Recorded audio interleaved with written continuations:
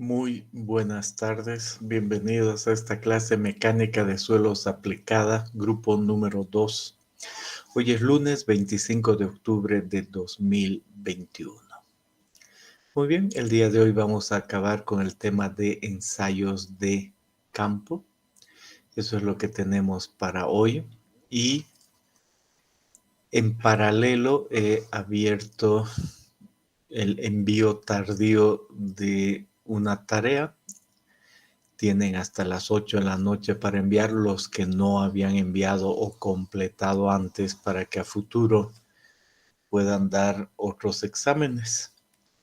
Eso por un lado. Y vamos a nuestro tema. Entonces denme un segundo que les muestro la presentación.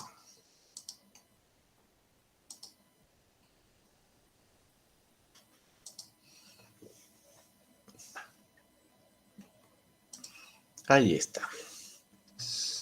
Entonces, ¿qué es lo que podemos ver? Dice ensayos de campo.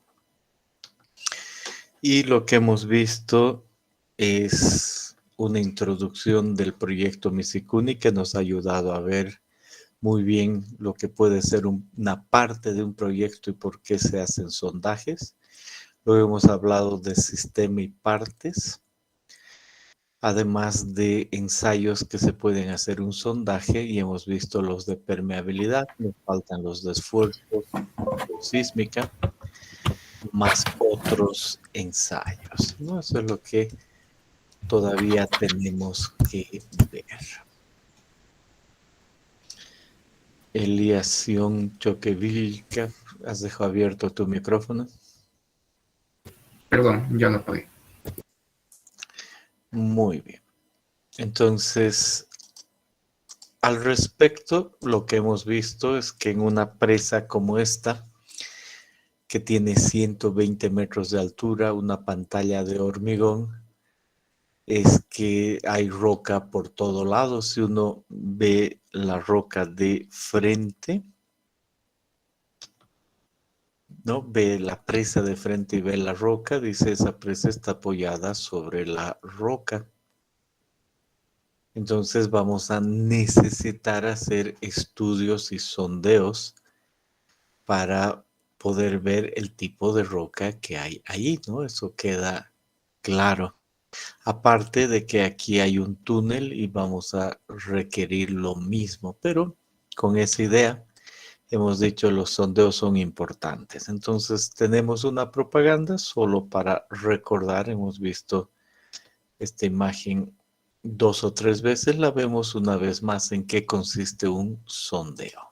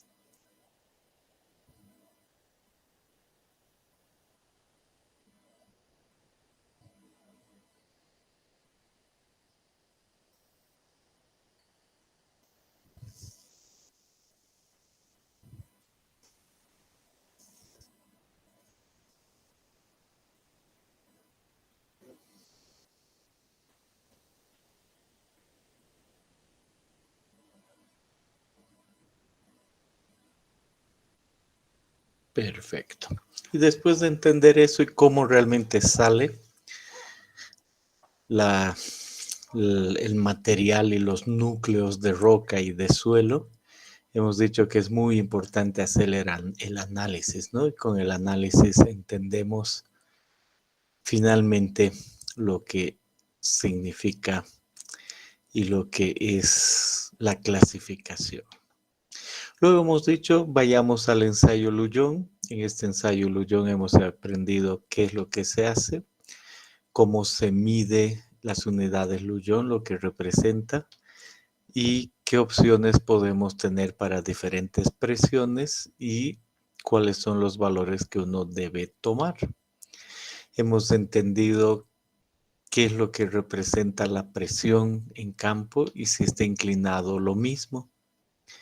Y eso se hace en varios lugares, como el que tenemos acá, un sitio de presa, por ejemplo, y ahí ese perfil de suelo donde se ha hecho varios ensayos de permeabilidad y se tiene una idea de lo que hay por debajo. Y algunas veces ensayos Lefranc con una ecuación tan simple como esa de ahí en ese sistema.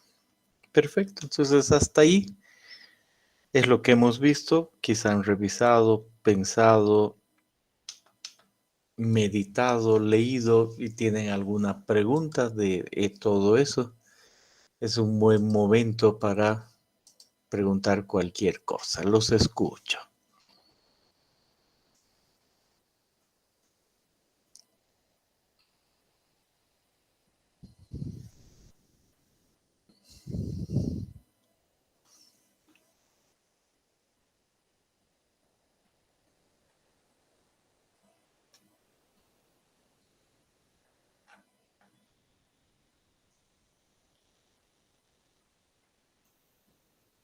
Bien.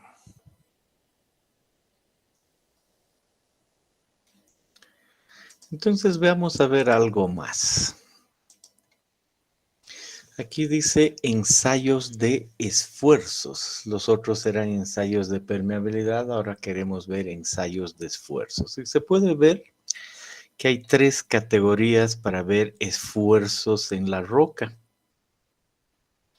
En primer lugar están los métodos de sobreperforación, en inglés overcoring, los métodos de gato plano, en inglés flatjack, y los métodos de fracturamiento hidráulico.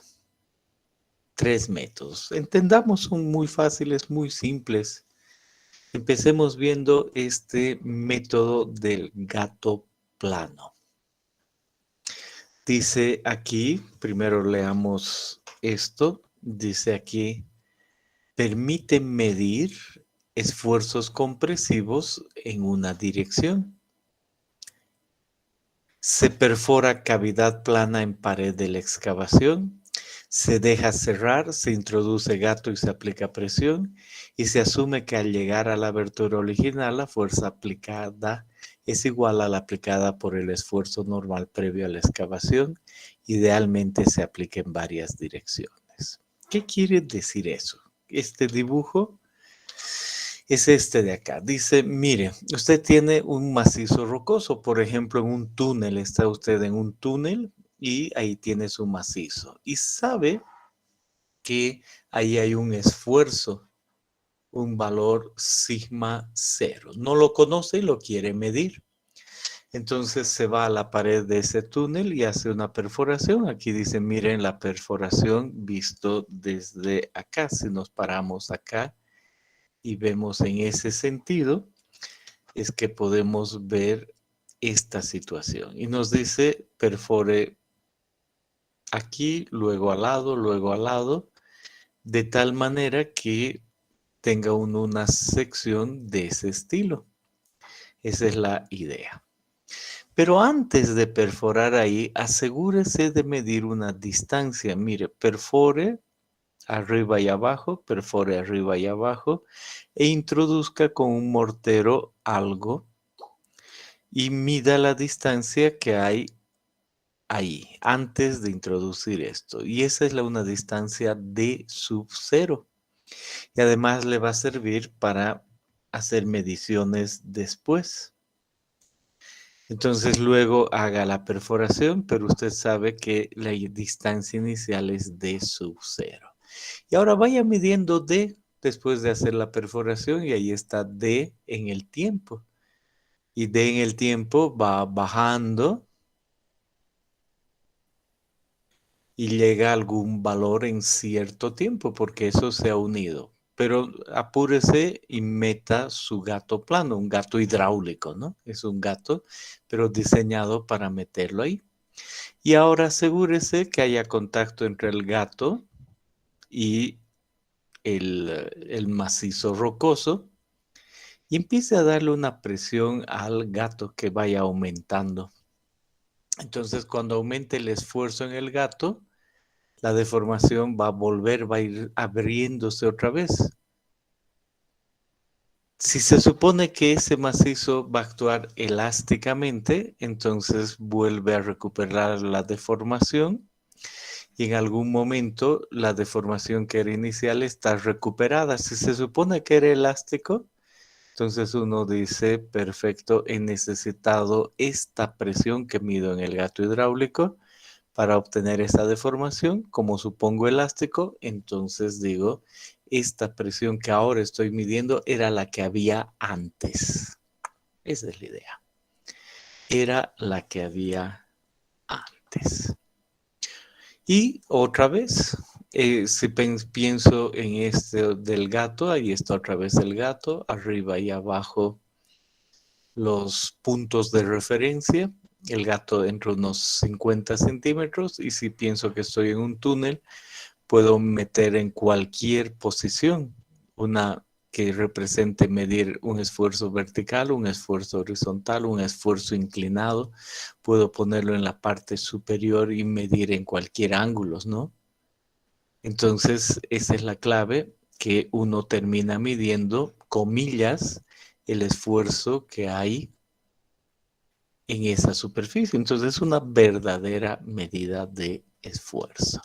Entonces, cuando leíamos esto, era en esencia otra vez lo mismo, ¿no? Ponga dos puntos de referencia, ponga el gato, deje que se deforme, luego aumente el esfuerzo y hágalo en varias posiciones. Eso es todo. Es así de simple.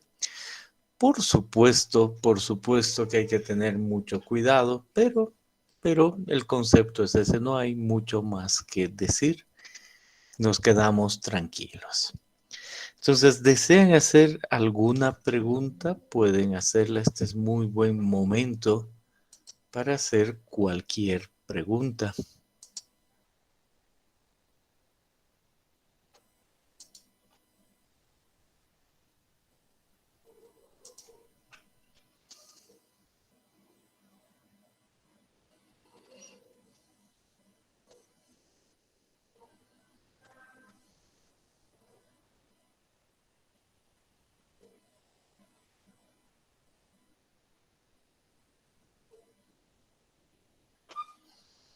Bien.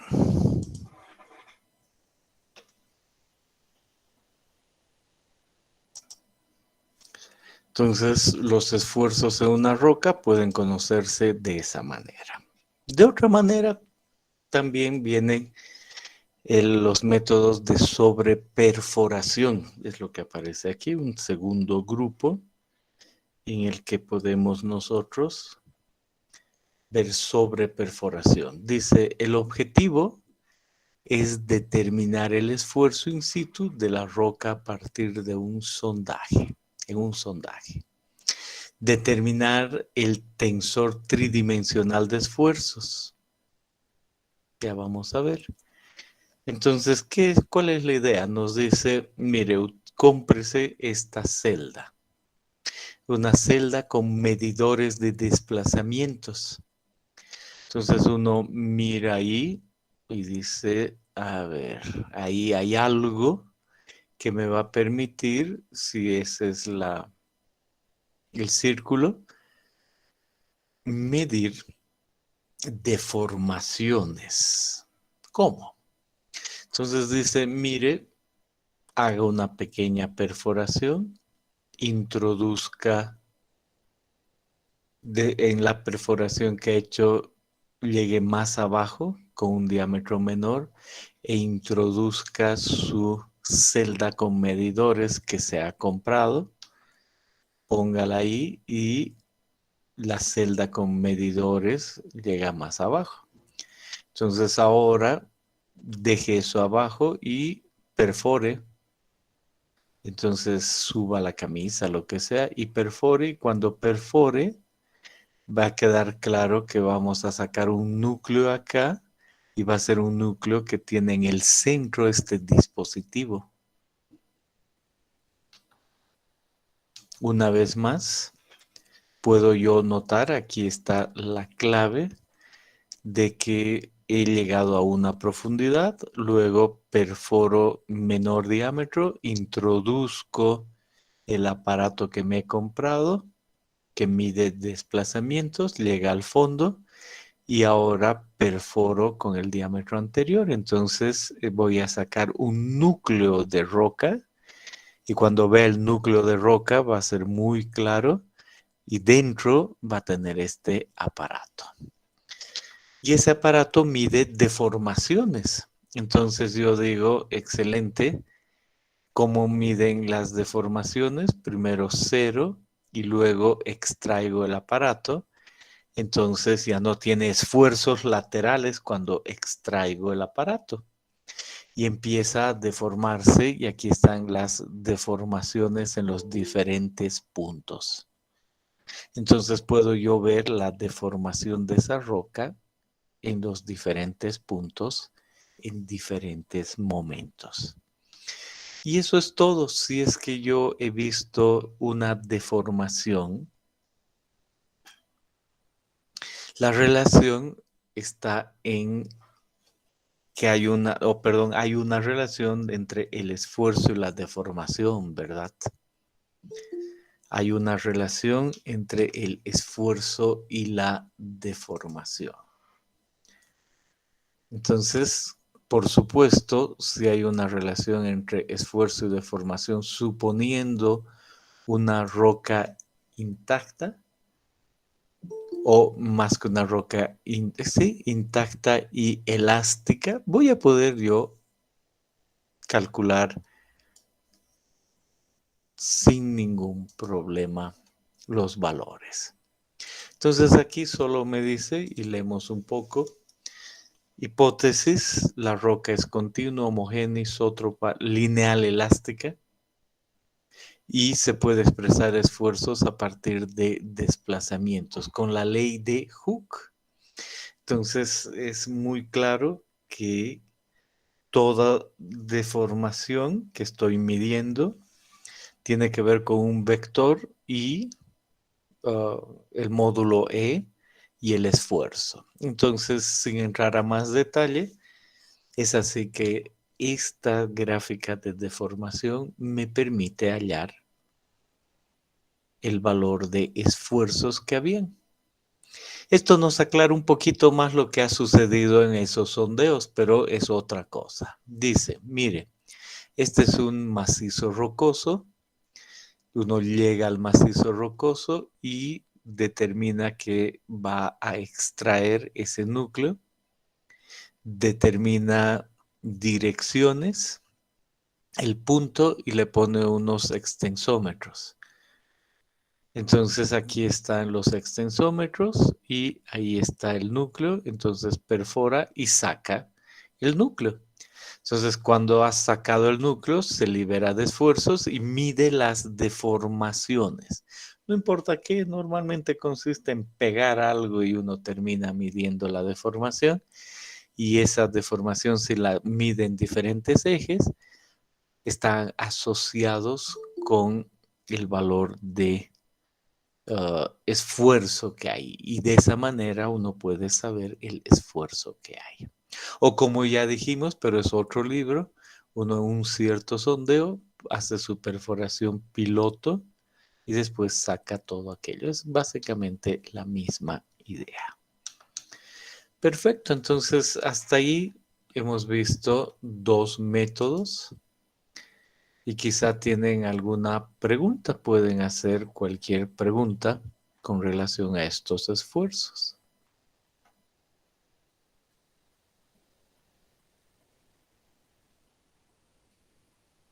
Bien.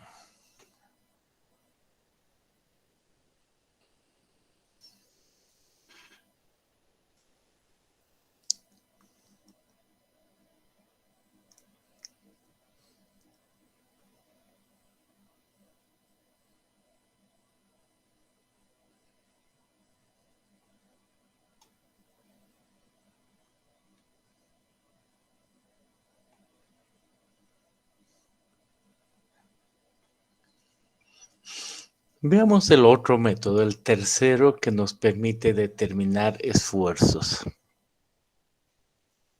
El método de fracturamiento hidráulico. Método de fracturamiento hidráulico. Y dice que existe el método que es el HF, el método de fracturamiento hidráulico, y el método HTPF, que está relacionado con el ensayo de fracturamiento hidráulico en fracturas preexistentes. Muy bien. Entonces vamos a ver ese detalle también en forma general. No hay que ir a grandes otros detalles.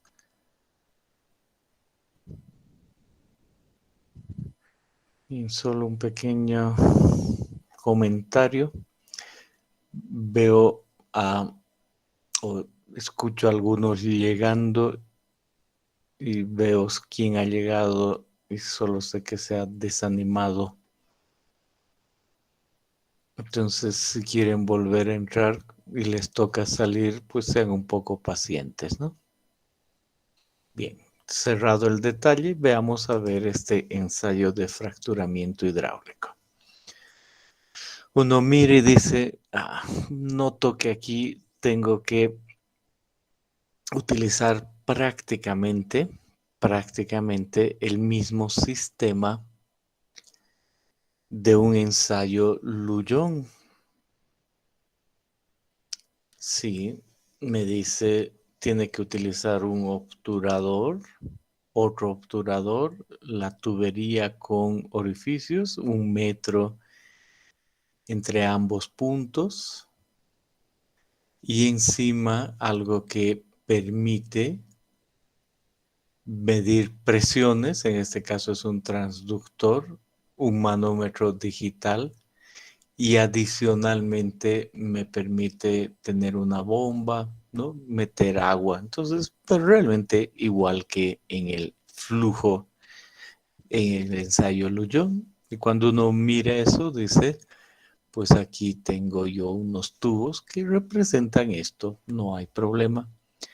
Y un equipo que hace el registro. Puede ser manual, hasta ahora habíamos visto todo manual, pero no importa, entiendo que puedo también tener algo digital. Entonces dice, es muy simple. Uno tiene que en el tiempo aumentar agua, aquí está, y tiene que aumentar la presión, tiene que aumentar la presión. Entonces va pasando el tiempo y uno aumenta la presión. En este caso llega a 12 aproximadamente y ahí se da una presión de quiebre, es decir, he fracturado la roca a esa presión, 12 megapascales. Y cae el valor, ¿no? Porque si he fracturado la roca, el agua sale, disminuye la presión y baja. Entonces vuelvo a una posición y vuelvo a subir la presión. Entonces es lógico que vuelva a subir porque la roca se ha vuelto a cerrar, pero ya nunca voy a poder llegar a ese valor, ¿no? Ya fracturé la roca. Entonces ahora llego a un otro valor que dice PR es la presión de reapertura, tiene su lógica. Y luego descargo y vuelvo a subir una tercera vez. Y ahora me dice, esta última presión es la presión de cierre de las fracturas inducidas. Entonces, en este ensayo, solo aumentando la presión, descargando y volviendo a aumentar, tengo una presión que se llama de quiebre, una de reapertura y una de cierre. Así de fácil. Otro libro dice, mire, hay un primer ciclo, hay un segundo ciclo y puede haber un tercer ciclo y el primero es el valor de presión de iniciación de la fractura Aquí dice P sub F, luego un cierre instantáneo y una presión de cierre y a continuación una presión de reapertura. Claro, uno realmente tiene que alguna vez hacer el ensayo y después se aplica cualquier cosa, pero se nota que no es nada complicado aumentar presiones. Entonces, en el método simplemente dice excelente, entonces ahora vamos a calcular los esfuerzos, ¿no? Dice, se asume que la fractura es casi vertical y el esfuerzo horizontal principal menor, sigma H, es el PS que hemos medido. Interesante. Y luego dice el esfuerzo horizontal principal mayor es el valor de T más 3 veces el otro menos PB. Y aquí sí que ya ni tengo la idea de qué es T. No he revisado bien esto.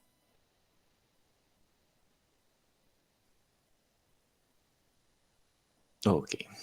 Sin embargo, decimos consecuencia a partir de simplemente conocer estos valores es que uno puede determinar los esfuerzos. Y ahí hay que revisar un poco más la ecuación. No hay problema. Eso. Esa es la idea con respecto al esfuerzo horizontal. Y con respecto al vertical, ¿qué hace uno?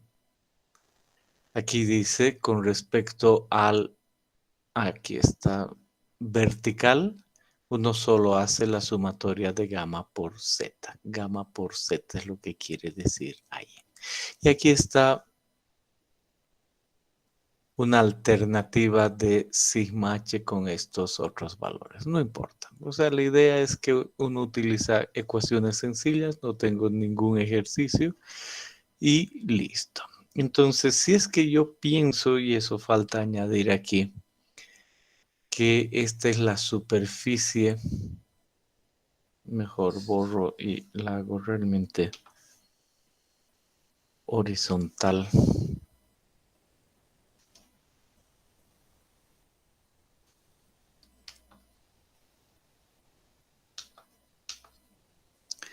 Y si voy a hacer una horizontal, le pondré una regla.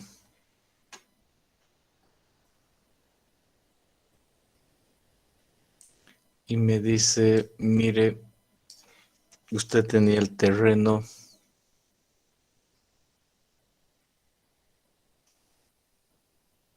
en esa posición y ha terminado haciendo casi igual que un ensayo Lullón, porque en especial, especialmente porque está en un túnel, por ejemplo, ha hecho el ensayo en sentido vertical y le ha salido en ese sentido. Entonces ahí ha medido las presiones adecuadas, entonces termina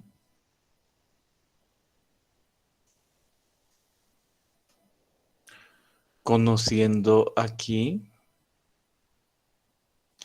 el esfuerzo horizontal en base a las presiones de fracturamiento. Y nunca se olvide que si quieren un punto, por ejemplo, ahí, también hay un esfuerzo que es el vertical, pero ese no es que el hidrofracturamiento le dé ese valor. Ese esfuerzo vertical no es nada más que la sumatoria de gamma de la roca por Z. Esa es básicamente la idea. Bien, entonces no estamos viendo el cálculo mismo, pero sí la idea general de estos ensayos y nos quedamos tranquilos. Ya sabemos de dónde sale. Ahora, si a alguna vez a alguien le toca en la vida ver datos de un ensayo de hidrofracturamiento hidráulico, entonces dice, o de fracturamiento hidráulico, Dice, perfecto, voy a buscar mejor estas ecuaciones, pero entiendo que son solo de estas presiones. Y si a alguien le toca manejar uno de estos equipos, por supuesto que igual tiene que aprender más, pero a nosotros aquí a esta altura nos basta señalar lo que hemos dicho. ¿Tienen alguna pregunta?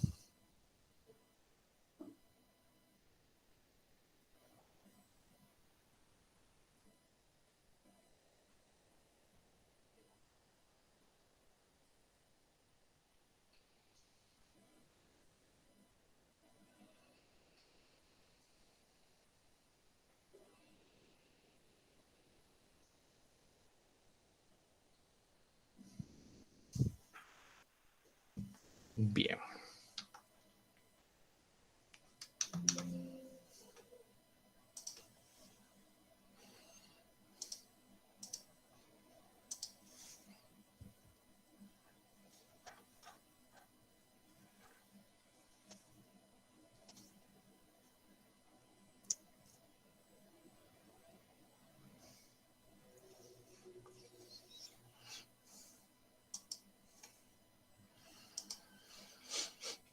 Entonces volvemos a ver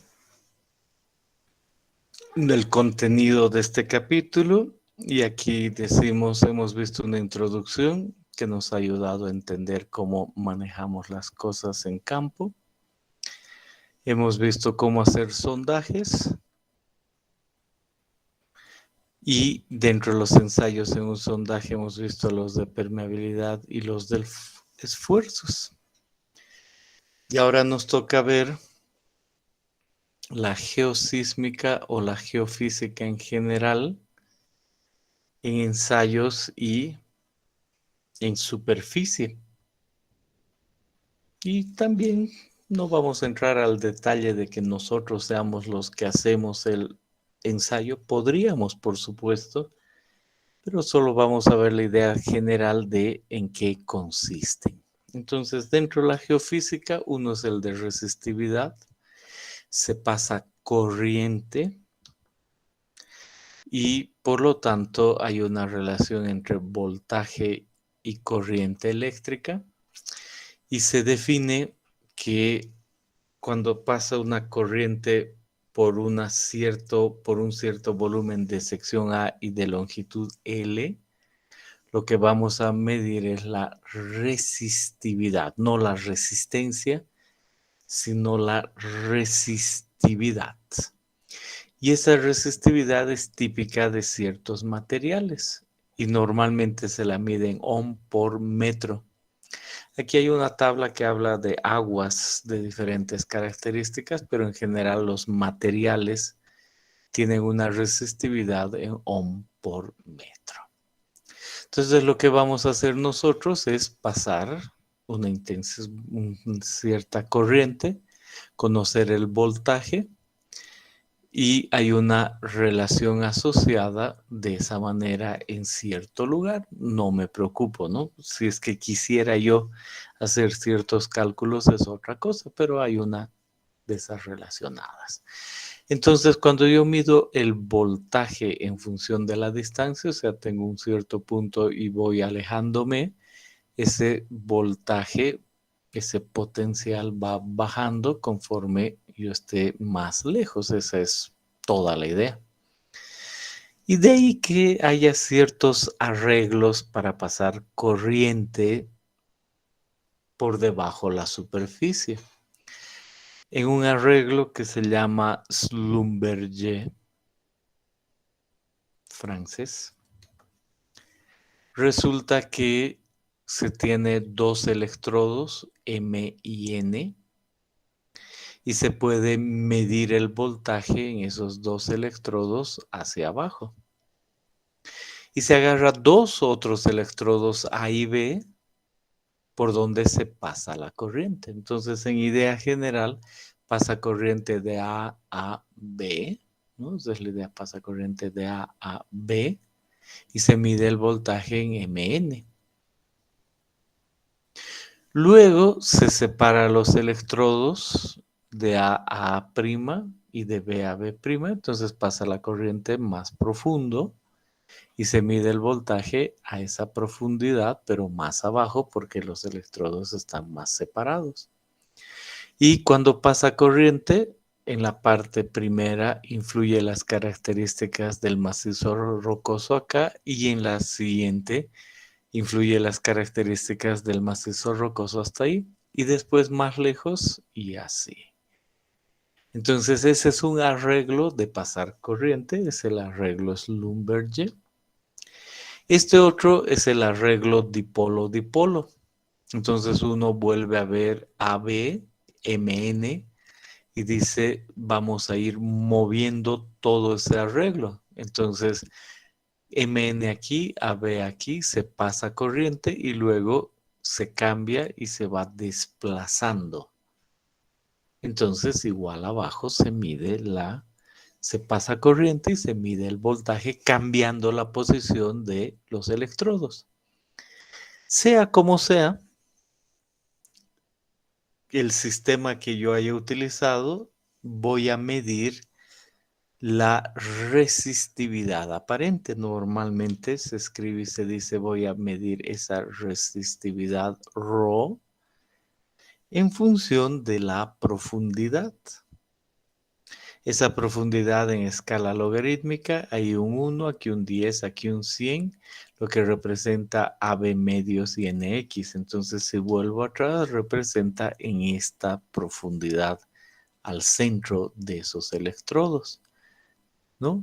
Si esto es AB, AB medios, si esto es A', B', A', B' medios, y a eso se refiere esta distancia. Entonces, cuando los electrodos estaban cerca, me dio una densidad aparente. Cuando fui separando esos electrodos, la densidad, no la densidad, la resistividad aparente fue subiendo y llegó un momento en que los electrodos más separados me dieron una resistividad bajando. Normalmente eso no es nada más complicado que tener un cierto equipo y el equipo es el que uno le dice pase corriente y me da valores de resistividad. Y si yo he tenido un arreglo, el Schlumberger o el dipolo-dipolo, es en esencia lo mismo en un cierto sitio. Entonces la clave, la resistividad mide evidentemente la resistividad aparente en función de la profundidad. Listo, ese es el ensayo. ¿Qué debo entender? ¿Puedo yo hacer estos ensayos? ¿Puedo volverme experto? ¿Puedo comprarme un equipo? Por supuesto que sí, por supuesto. Y comprarme un programa para hacer interpretación, pero para eso necesito estudiar más. Ahora, como ingenieros civiles, vamos a pensar qué hace el que hace estos sondeos.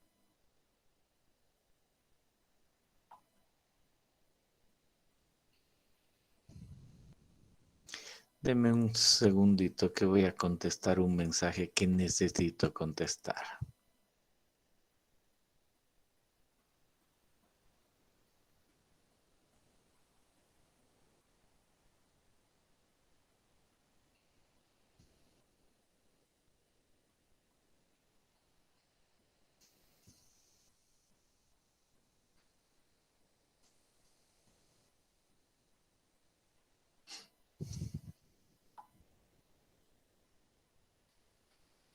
Muy bien, disculpen. Entonces decimos aquí, entonces estas personas, las que tienen su equipo, han medido lo que acabamos de decir, la resistividad, ¿dónde está eso aquí?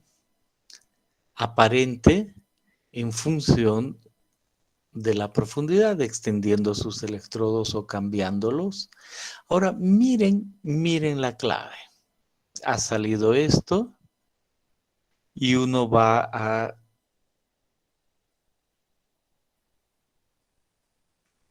su computadora y elige y dice, a ver, en mi computadora yo puedo poner este perfil H1, H05 y luego infinito y la resistividad del primer estrato 1, del segundo 40. Y esa es la 1, estas azules. Y sale eso. Y uno en su computadora puede decir, no, yo quiero que el estrato sea esto, 1, con esas resistividades y abajo eso, y sale otro valor. Y otro dice, yo quiero este otro arreglo, y otro dice, yo quiero este otro arreglo, se me ocurre. Ahora miren lo interesante, todos esos arreglos son muy parecidos. Entonces miren, y siempre hay que tener cuidado, el espesor y las resistividades pueden ser variables y coinciden. Entonces, en el programa yo he medido eso y puedo generar, dependiendo lo que yo asuma aquí, eso, y ahí puedo decir, bueno, cualquiera de estos perfiles sirve. De ahí viene que si uno ha hecho un sondeo ya tiene una estimación en alguna parte y dice, no, estoy seguro que hay un estrato de 1, luego de 4 y luego otro. Entonces hace mejores estimaciones y obtiene la resistividad de cada estrato con unas alturas que han salido de un sondeo, por ejemplo.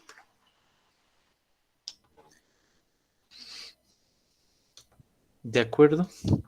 Y al revés, si ese es el caso, entonces aquí la resistividad aumenta, pero el mismo criterio.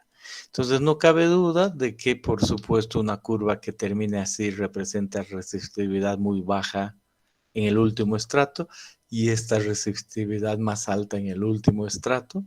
Más común esto que hay rocas por debajo, pero puedo yo siempre tener diferentes perfiles. No me olvido de aquello. Esa es básicamente la idea. Entonces, diferentes dan lo mismo. Eso se llama principio de superposición. Diferentes perfiles dan la misma relación de resistividad en función de la profundidad. Por eso se debe complementar con sondeos y esto solo dar información adicional. Bien, ahí corresponde hacer preguntas. ¿Desean hacer alguna pregunta?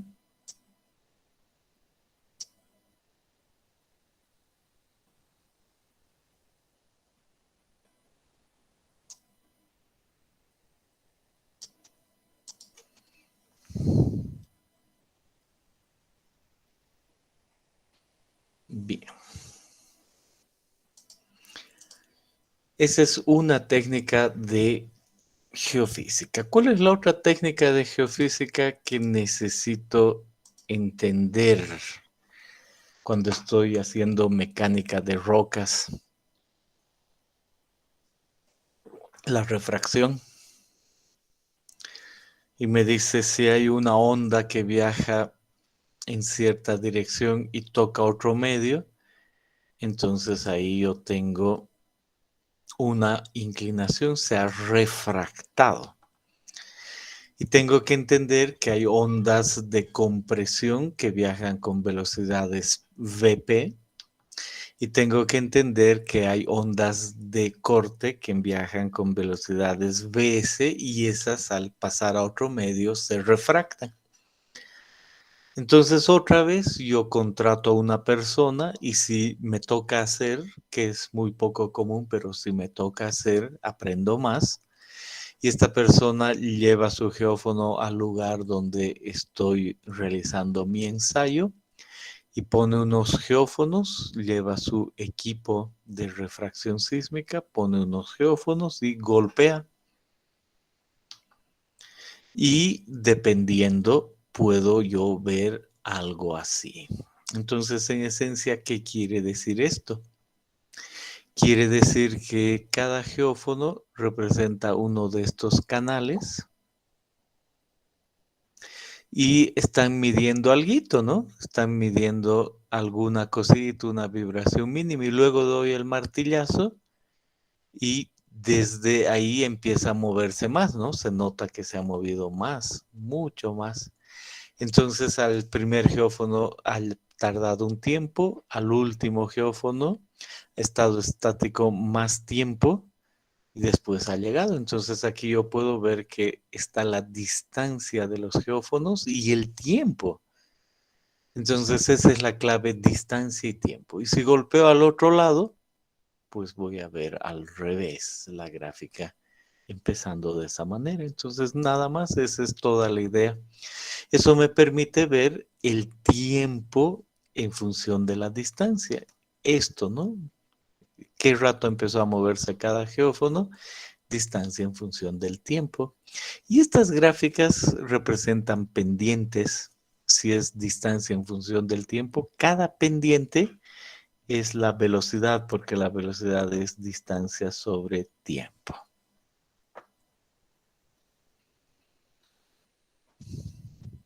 Muy bien.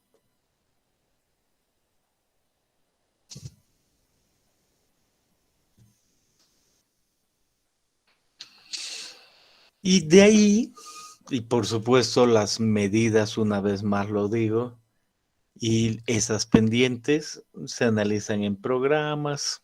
Se puede, no es tan difícil, pero requiere su tiempo. Aquí solo vamos a decir, por lo tanto, yo termino viendo en un macizo la velocidad de ondas P, las de corte.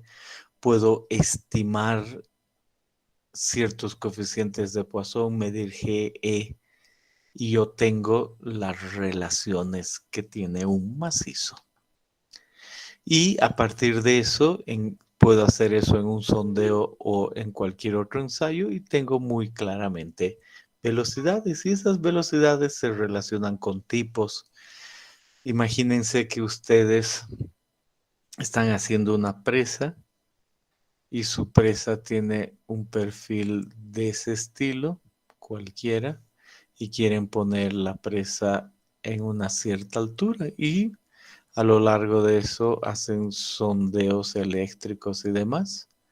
Entonces, a lo largo, ustedes pueden, por ejemplo, trazar y decir, muy interesante como aquí y con esas alturas, por decir algo en base a todos esos sondeos, yo sé que hay una roca muchísimo más dura, con una velocidad mucho más grande. Entonces es fácil terminar con un perfil y si adicionalmente he hecho unos sondeos en algunas posiciones y detecto que eso es ahí o un poquito más arriba, más abajo, entonces realmente puedo tener caracterizado un cierto sitio. Eso estoy hablando de una presa, puede pensarse en cualquier cosa. Y estos sondeos se usan en ese sentido. Bien, con eso dicho, quizá quieran hacer alguna pregunta, pues este es muy buen momento para hacer cualquier pregunta.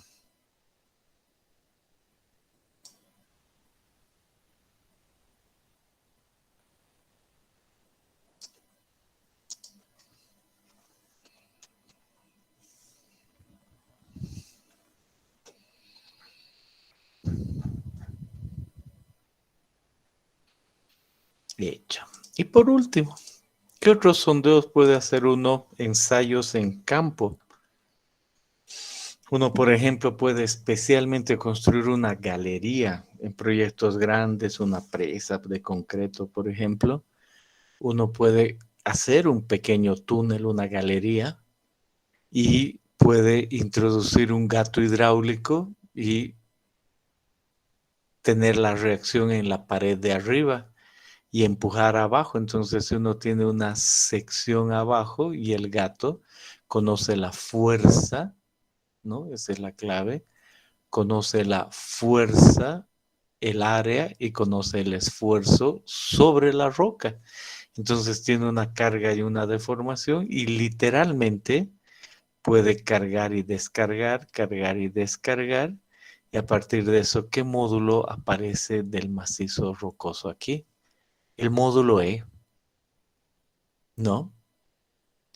Ese que nosotros habíamos dicho lo podemos calcular de la clasificación Y utilizando el Rock Lab puede uno hacer unas pruebas y calcular ese módulo de deformación. O puede hacer incluso cortes directos, ¿no?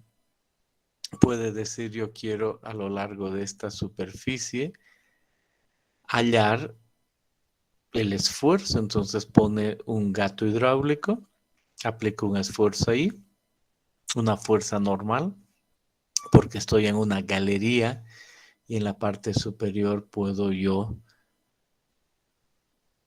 hacer que realmente hay un esfuerzo normal sobre eso, entonces también puedo tener un esfuerzo de corte en grande, en gigante. Esa es la idea. Y eso realmente nos pone en el final de lo que es ensayos de campo. ¿Tienen alguna pregunta con relación a todo esto? Este es muy buen momento para hacer y cerrar este capítulo.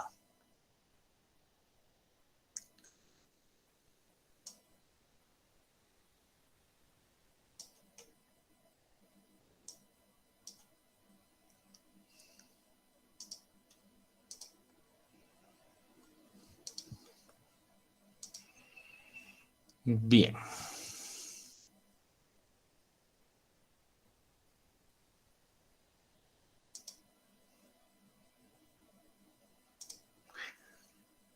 Dicho eso, en el Classroom acabo de habilitar una tarea. Voy a ahora compartir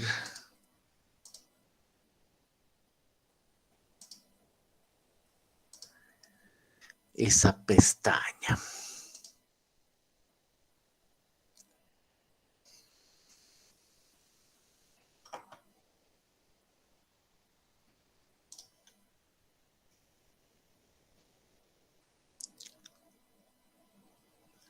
Perfecto.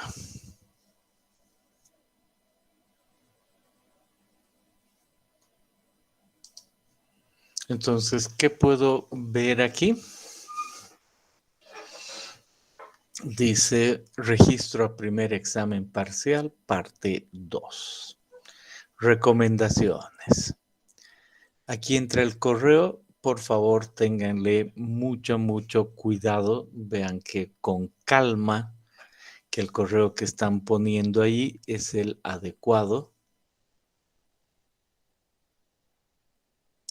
¿Por qué? Porque es a este correo que les voy a enviar el vínculo para su examen. 2. Anoten claramente y recuerden cuando han entrado al WebSys. No se olviden que ustedes se han registrado, perfecto, y han pasado algunos días hasta que se ha subido en el WebSys. Yo he visto eso y les he enviado una invitación. Algunos les envió la invitación el 3 de septiembre porque esa es la fecha en que fueron registrados en el WebSys, a otros el 13 y algunos cuantos el 11 de octubre. Perfecto. Y luego pasan a la siguiente sección y dice requisitos, la asistencia. Entonces anoten claramente cuándo han asistido. Ahí están todas las fechas que involucran clases y que era obligatorio que asistan. Y ahí dice, mire, los que han llegado el 3 de septiembre han tenido que asistir a 20 clases.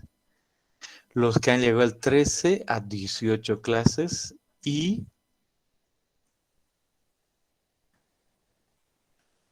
los que han llegado el 11 de octubre a 6 clases.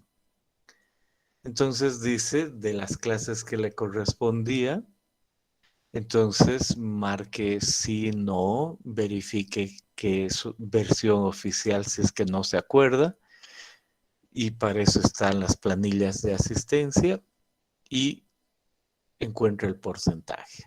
Asistido entre 0 a 24, 25 a 49, 50 a 74 o 75 a 100%. Era regla asistir a 75 a 100%. Entonces aquí me pregunta y dice, ¿cumplo el requisito de asistencia porque he asistido a 75% o más de las clases para este periodo? ¿Sí o no? Sí, si realmente estoy entre 75 a 100, no si es menos. Entonces anoto sí, excelente. Y luego están las tareas y ahí aparecen en una primera parte hemos tomado las tareas del capítulo anterior, del 2, y ahora vienen las tareas del capítulo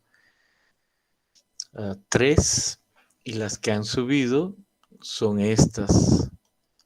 Ahí están y anotan si han hecho esos ejercicios, verifican si han hecho esos ejercicios y si los han hecho, excelente, todos sí. Si no han hecho alguno, anotan no, porque esa es la realidad, ¿no? Y al final les dice, el porcentaje de la tarea entregada se calcula sumando el número de veces que marcó sí dividido entre 25. Y aquí el porcentaje que uno ha entregado o es 100 o es menos. Cumplo el requisito de tarea porque he hecho el 100% de los ejercicios, sí. Si no he hecho el 100%, no. Y finalmente aquí dice, he respondido las preguntas anteriores de forma honesta. Entiendo que si el docente hace la revisión y no he sido honesto con mis respuestas sobre los requisitos, va a anular mi inscripción a este examen y ya no podré inscribirme a ningún otro examen y mi nota será 1/100. Clarísimo. Y si cumple con los requisitos de asistencia y tarea entregada, puede seguir adelante. Si no los cumple, por favor, ya no llene el formulario y no lo envíe. El 8 de noviembre se abrirá un formulario para que pueda entregar las tareas que no ha enviado o no ha hecho completas. Así podrá cumplir con el requisito de tareas para futuros exámenes. ¿Hasta ahí desean comentar o hacer alguna pregunta?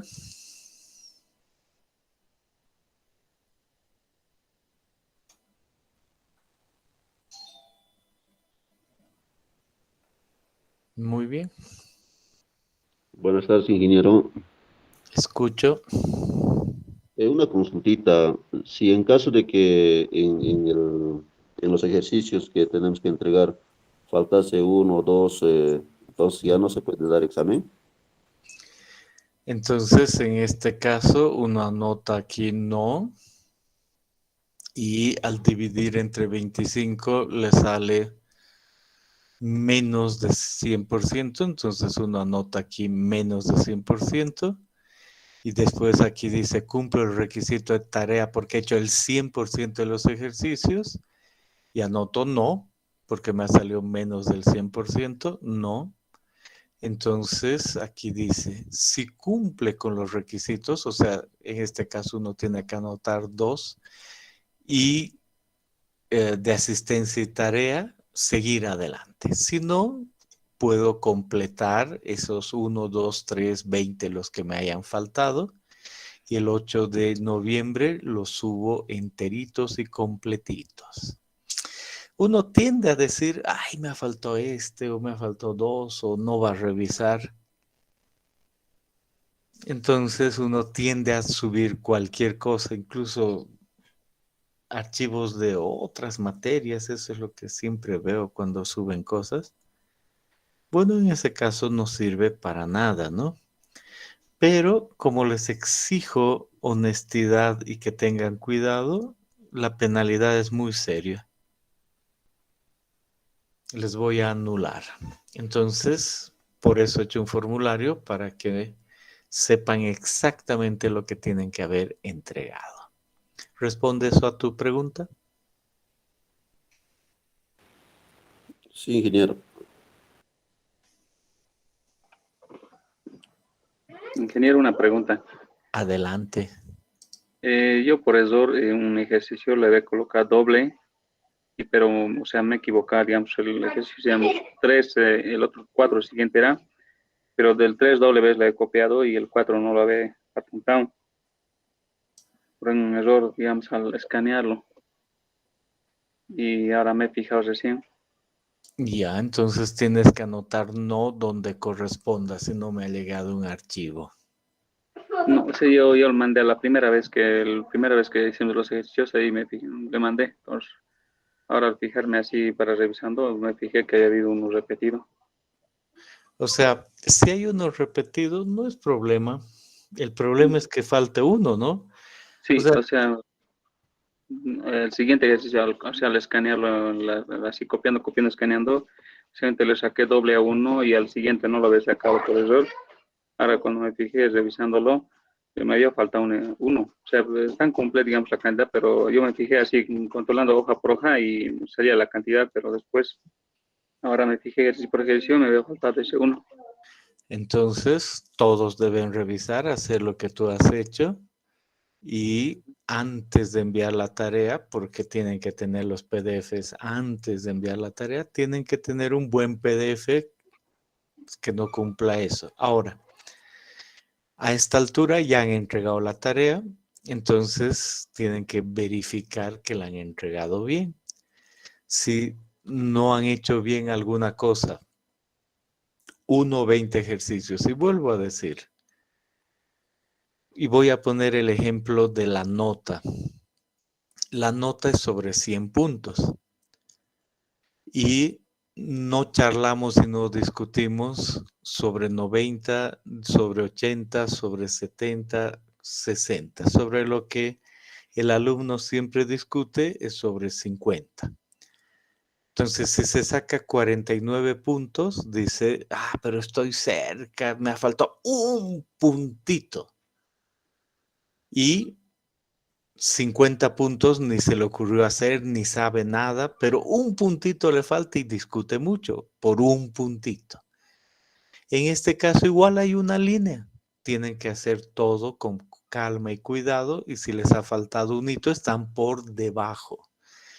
Y ya no me queda otra, o sea, por supuesto que yo sé que uno se equivoca y comete errores, pero por supuesto que todos sabemos que varios aprovechan aquello y no hacen su tarea y después dicen, le enviaré otra vez, me equivoqué de archivo. No, por eso les escribo, revise, compruebe y les pongo qué ejercicios tienen que tener para que revisen.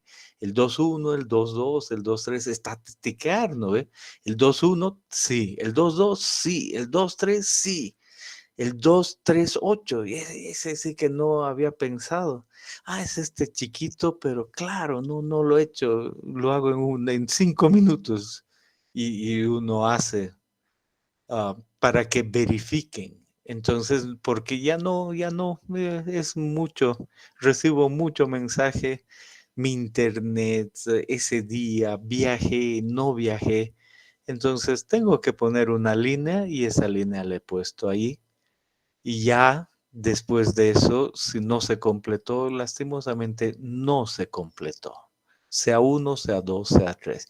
Igual que la nota, ¿no? O uno queda por debajo o queda por encima. No importa. Si pusiera otro límite y dijese 8 de 10 ejercicios, entonces igual los que tienen 7 me dirían 7, que un hito, que es la misma idea, ¿no? Si pusiese 2 ejercicios de 10, los que hicieron uno me dirían, pero me faltó solo un hito. Entonces hay una línea y ahí queda la línea. Eso es mi respuesta.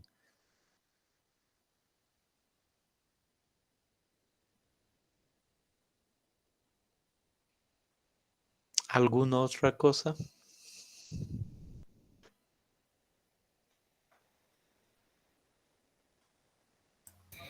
Inge, una pregunta. En este examen me entran también ensayos de campo, ¿verdad?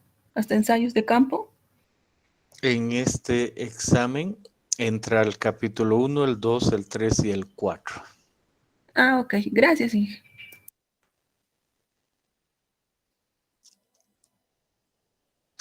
¿Algún otro detalle? Buenas noches, ingeniero. Buenas noches, adelante. Disculpe, ingeniero. Sé que suena un poco retrasada mi pregunta, pero ¿será que podría mostrarme qué ejercicios son los que mandó ahorita, los que eran de la primera tarea, que no lo encuentro. Sí encontré unos, pero creo que no son los que se está pidiendo. A ver, veré, no vaya a ser que me haya equivocado. Reviso. Entonces, el día de hoy, en el capítulo número 2, había pedido el 30 de septiembre que suban los ejercicios 2.1 a 2.10 del capítulo 2. Y el día de hoy, para aquellos que no pudieron enviar esos y a futuro quieren seguir en la materia, les ha afectado no dar un examen. Y no es lo ideal, ¿no? Pero hay que hacer trabajo. Pues igual a futuro les voy a decir ahora, asegúreme y voy a revisar, todavía no he tocado nada, que haya hecho estos ejercicios. Entonces les he vuelto a abrir con el tema tarea 1 envío tardío, ejercicios 2.1 a 2.10. Entonces esa es la tarea. Bueno, gracias.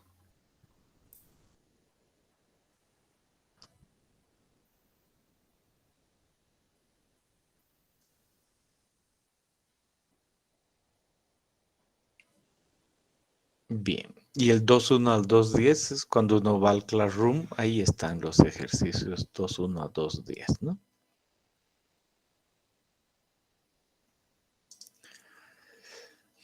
Bien. ¿Alguna otra cosa?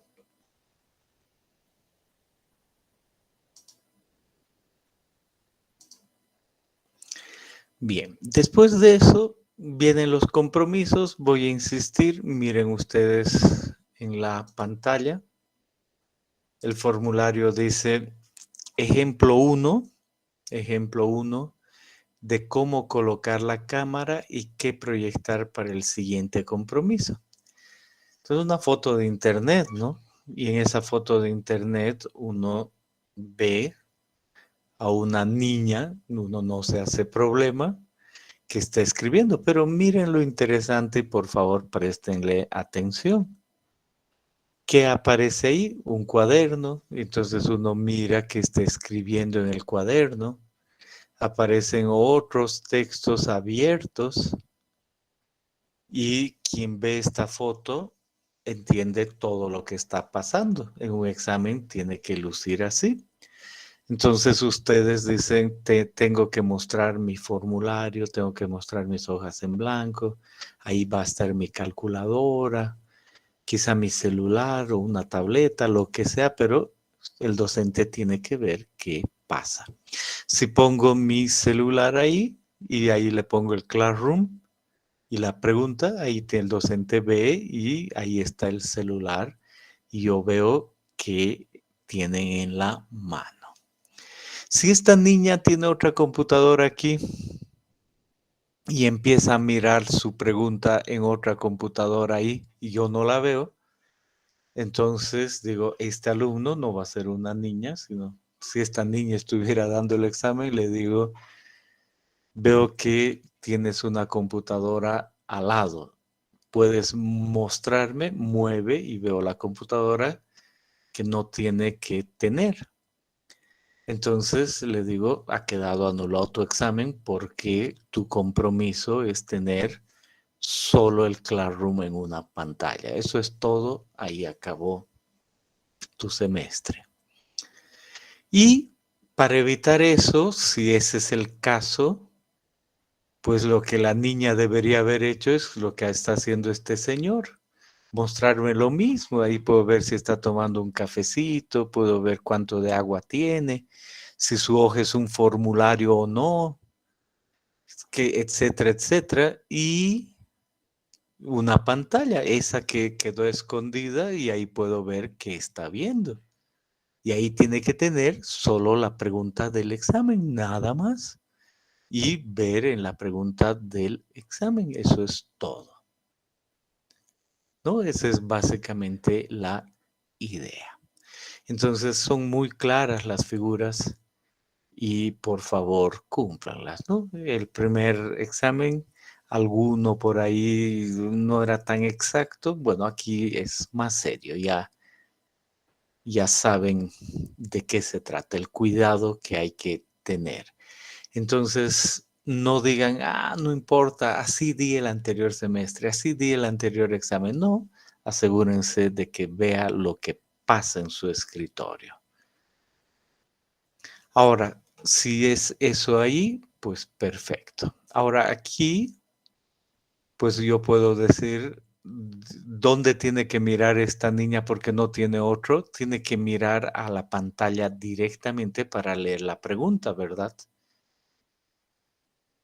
Entonces, si mira a otro lado, anulado. Si mira la pantalla, tiene el Classroom y le digo, tienes unos segundos para compartir pantalla. Entonces comparte pantalla y me muestra su pantalla y ahí puedo ver. Si tiene otra aplicación abierta, compromiso, solo la pantalla del Classroom abierta. Tiene otra, entonces no sirve, no ha cumplido el compromiso. Entonces, lastimosamente, no cuenta. Tengan cuidado con eso. Eso es importante. Tengan mucho, mucho cuidado con eso. Muy bien, entonces esa es básicamente la idea. Y finalmente dice aquí, subir una fotografía de mi persona, mostrando la imagen, suba una fotografía de su persona, o sea, ustedes, ¿no? No está tan bien escrito ahí, que se verá durante la realización del examen. Esta imagen debe cumplir con los compromisos anteriores y debe ser idéntica a la que proyecto durante la realización. Entonces, si me han enviado esta foto de ustedes, perfecto, espero ver lo mismo. Y en realidad no me interesa ver su foto. Lo que me interesa es que ustedes se han pasado el tiempo para saber dónde debe estar qué. Entonces ya no me pueden decir una foto aquí y decir aquí está esta, no, no, sí, no, mover a la izquierda, no, no, no entendí nada de eso. Si les muestra solo eso y no veo eso, entonces no sirve. Tienen que pasarse el tiempo para enviar esa foto de manera adecuada. Entonces ya practican, ya saben cómo va a funcionar y la suben. Esa es la intención de esta. Y aquí dice, y si la habitación donde da el examen cambia, no hay problema. O sea, no es un asunto de tratar de ver su cuarto, su habitación, nada de eso. Es un asunto de que ustedes acomoden sus dispositivos y su escritorio adecuadamente.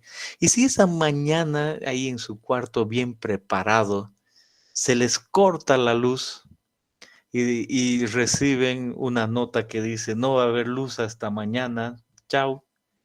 Entonces ustedes dicen, a ver, ¿qué hago? Mire un café internet, a la casa de mi tío. Buscan la manera. Entonces van y ahí, como ya han practicado, dicen, entonces no hay problema. La intención no es el fondo, no tiene que ser el mismo fondo. Ahora tengo que entender qué hacer. Entonces me acuerdo que la distancia era esto, era un poquito más grande de lo que pensé, más corta, y reproduzco eso. Y cuando prendo mi cámara, el docente está tranquilo conmigo y doy un examen limpio, tranquilo, leo con calma, resuelvo. Y no, el docente no me dice que solo veo tu ojo, tu melena, tu corbata, tu nada de eso, porque me puedo complicar la vida, ¿no? Si sucede algo así y me puedo poner nervioso, puede suceder que el docente me saque o cualquier cosa, entonces preparo todo. Ese es el objetivo, por eso antes. ¿Ok?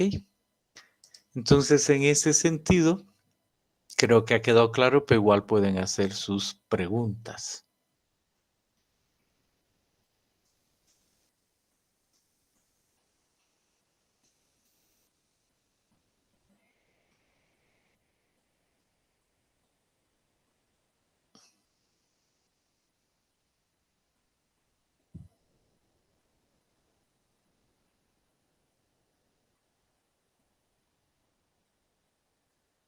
Bien, estamos listos.